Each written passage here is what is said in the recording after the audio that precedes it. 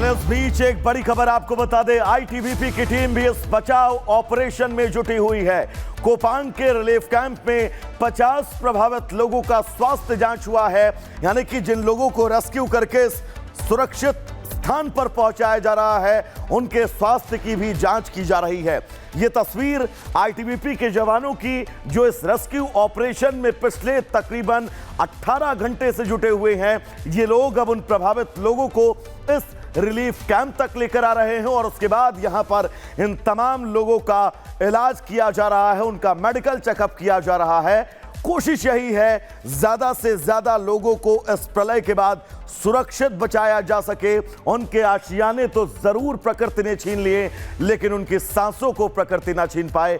ये कुल मिलाकर कोशिश यही इस वक्त उत्तराखंड के धराली में देखने को मिल रही है।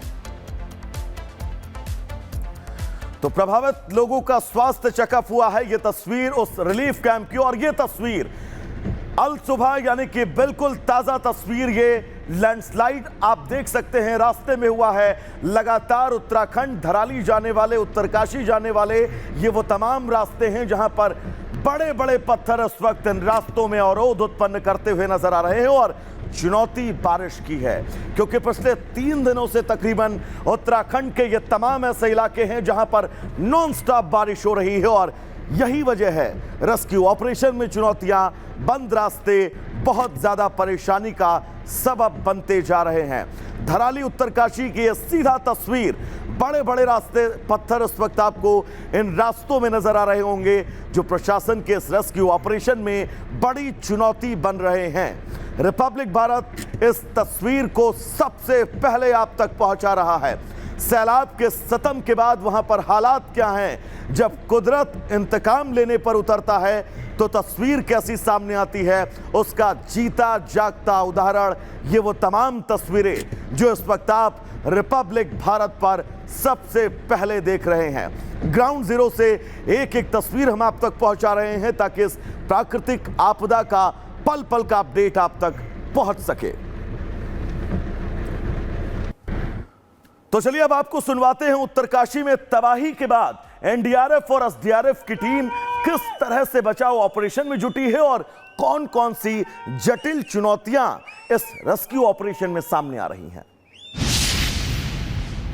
देखिए, इस घटना में हमारी 3 टीमों की तैनाती की गई है, जो मनेरा से उत्तरकाशी में बरकोट है, जहां पर हमारी टीमें पहले से ही 4 धाम यात्रा में तैनात थी, वहां से उनको डाइवर्ट किया गया है। उसके अलावा देहरादून से एक टीम भेजा गया है। 2 टीमें हमारी देहरादून एयरपोर्ट पर तैनात हैं, रेडीनेस में हैं एयरलिफ्ट के लिए। हालांकि मौसम थोड़ा बाधित है अभी, और बाकी टीमों की भी जल्द ही जल्द वहां पहुंचने की उम्मीद है। देखिए, जो डिजास्टर की सूचना है जैसे मिली है, हमारी जो सबसे नज़दीक की एसडीआरएफ की टीम थी वो मौके पे पहुंच गई है। इसके अलावा बाकी की 2 यूनिट्स हैं वो वहां पहुंचने वाली है। एससीओसी के सुपरविजन में एक कोऑर्डिनेटेड तरीके से रेस्क्यू का वर्क किया जा रहा है। तो एसडीआरएफ और एनडीआरएफ के अधिकारियों को आपने सुना कैसे रेस्क्यू ऑपरेशन चलाया जा रहा है, वो चुनौतियां क्या क्या सामने आ रही हैं रेस्क्यू ऑपरेशन के दरमियान। अब हम आपको उत्तराखंड से, उत्तरकाशी से 3 तस्वीरें दिखाएंगे, जिन 3 तस्वीरों को देखकर आप ये अंदाजा लगाइए कि महज ये संख्या, ये तबाही धराली तक ही सीमित नहीं है।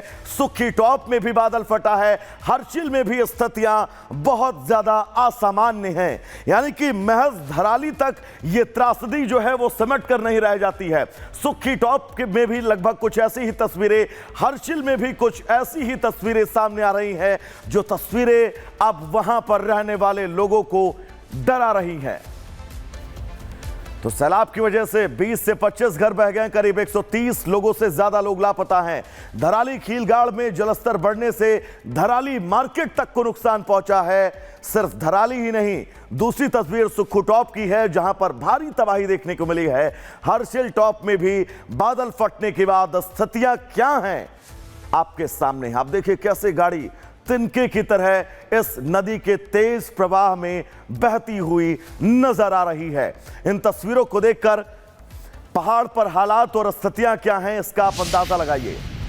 तो उत्तराखंड में भारी तबाही हुई है। लगातार बारिश के बाद धराली में जानलेवा सैलाब आया। वैसे 4 लोगों की मौत की पुष्टि हुई है, लेकिन अभी यह आंकड़ा बढ़ने की संभावनाएं बहुत ज्यादा हैं। साथ ही आपको यह भी बता दें कि कई फीट तक मलबा जो है वो उस वक्त इन इलाकों में जमा है। 6 तस्वीरों के जरिए इस प्रलय, इस विनाश लीला की पूरी क्रोनोलॉजी समझिए। सैलाबी सुनामी जो है वो कैसे इन इलाकों तक आगे बढ़ी, मकान बह गए, सैकड़ों मकान इस पानी के तेज धार में बहते हुए नजर आए। और तीसरी तस्वीर जो सबसे महत्वपूर्ण है, अपनी जिंदगी, अपनी सांसों को बचाने के लिए कैसे ये लोग भागते हुए नजर आए। लेकिन अफसोस, जब तक ये अपनी जिंदगी को बचा पाते, यहां से भाग पाते, उससे पहले सैलाब इनको अपने आगोश में ले लेता है। गाड़ियां तिनके की तरह तैर रही हैं, हर तरफ अब सिर्फ और सिर्फ मलबा ही मलबा है। प्रलय के निशान ये बताने के लिए काफी हैं कि उत्तराखंड के उत्तरकाशी के इस धराली ने क्या क्या झेला है। तो सिर्फ उत्तरकाशी ही नहीं, हरिद्वार के भीमगोड़ा रेलवे टनल और काली माता मंदिर के पास मनसा देवी की एक पहाड़ी का हिस्सा टूटकर नीचे आ गिरा। पहाड़ का हिस्सा गिरने के बाद नीचे रेलवे ट्रैक पर बना लोहे का जाल भी टूट गया। इस दौरान तेज धमाके वाली आवाज आने से आसपास के दुकानदारों में अफरा तफरी मच गई। मलबा ट्रैक पर आ गया, जिससे हरिद्वार, देहरादून, ऋषिकेश आने जाने वाली ट्रेनें अब सीधे तौर पर प्रभावित हुई हैं। मलबा साफ करने की कवायद शुरू हो चुकी है। ऐसे में फिलहाल ट्रेनों को रोका गया है। एक बार आप इस आवाज को सुनिएगा।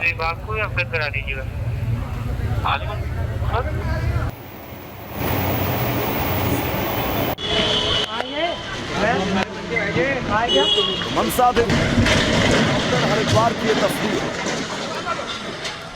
और इस तस्वीर के बीच आप समझिए वहां पर जो लोग मौजूद थे, गनीमत रही कि वो बच गए। ये तस्वीर मनसा देवी हरिद्वार की पहाड़ी का बड़ा टुकड़ा जो है वो टूटकर गिरता है। ये तस्वीर आपको हम बिग वॉल के जरिए दिखा रहे हैं। आप देखिए, ये पहाड़ी है, मनसा देवी मंदिर जाने वाली ये पहाड़ियां हैं, और इस पहाड़ी का बड़ा मलबा कैसे टूटकर जो है वो लोगों के बीच सड़क पर गिरता है। और ये तस्वीर आप देखिए, वहां पर मौजूद जितने लोग हैं वो अपनी जान को बचाने की जद्दोजहद में लग जाते हैं। ये रेलवे ट्रैक है, इस रेलवे ट्रैक पर ही ये पूरा बड़ा मलबा गिरा। और ये तस्वीर देखिए, यहां से लोग जो है ये सड़क से गुजर रहे थे, तभी बड़े बड़े पत्थर जो हैं वो सड़क के बीचों बीच गिरते हैं। बाइक जो है वो गिर जाती है। गनीमत ये रहती है कि बाइक पर सवार जो 2 लोग हैं वो फटाक से वहां से हटते हैं और अपनी जान को जो है वो बचा पाते हैं। लेकिन आप इन तस्वीरों को देखकर अंदाजा लगा सकते हैं कि सिर्फ उत्तरकाशी का धराली ही नहीं, उत्तरकाशी के वो तमाम इलाके नहीं, हरिद्वार में भी इस वक्त हालात जो हैं वो बहुत ज्यादा चिंताजनक बने हुए हैं। हरिद्वार के लक्सर में भी बारिश लगातार कहर बरपा रही है। मनसा देवी की तस्वीर हम आप तक सबसे पहले पहुंचा रहे हैं, और इन तस्वीरों के जरिए आप समझिए कि इस वक्त उत्तराखंड के उन तमाम इलाकों में हालात, स्थितियां क्या हैं, वहां के मंजर कैसे हैं, वहां की तस्वीर कैसी है।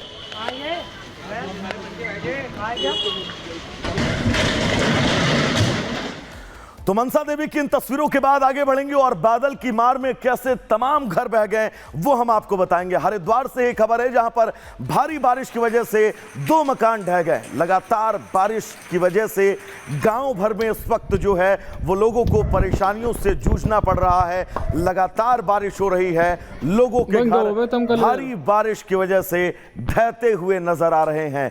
लगातार हो रही बारिश अब उन तमाम चुनौतियों को इन लोगों के सामने पैदा कर रही है कि आखिर इन परिवारों की जीविका कैसे चलेगी, परिवारों की जीविका आगे कैसे बढ़ेगी। ये वो तमाम सवाल हैं जो इन तस्वीरों के बाद जन्म ले रहे हैं।